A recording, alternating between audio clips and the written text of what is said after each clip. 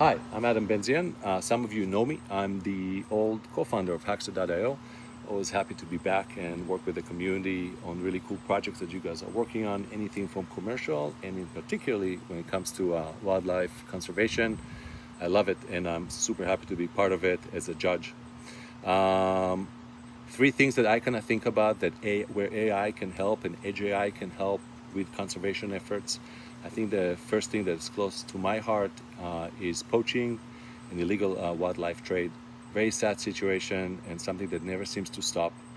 And I'm thinking if you can focus on things such as AI-powered camera traps, for example, think about drones technology, acoustic sensors, things that can detect poachers in real time, maybe predict poaching hotspots, and creating a preventative action as a result. That's an amazing place to focus on and to try and help all these environmentalists and law enforcement people that actually often risk their lives to protect wildlife to do their job better.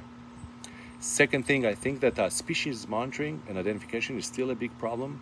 Think about AI models that maybe help analyze images and audio data sets. Think about satellite data that is not just out there, but it can actually be used to automatically identify and track endangered species, how they move, and things and devices that can actually live over time in remote and dense habitats where humans can't operate freely. That's a great way to think about AI and hardware and edge AI and how things actually work in the field. And the last thing, I think that also a habitat loss right now is a big deal. Climate impact analysis.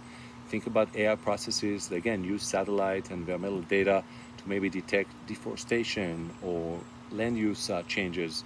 Think about forecasting climate-related threats to an ecosystem that can apply, again, data and hardware working together to solve these problems. There's a lot of problems to solve. These are just my top three, but I think that what you're going to come up with is going to be a lot more interesting. So I look forward to seeing everybody's submissions, everything you think about. Look forward to being a judge in this competition and maybe meeting some of you. Thank you so much and be in touch soon.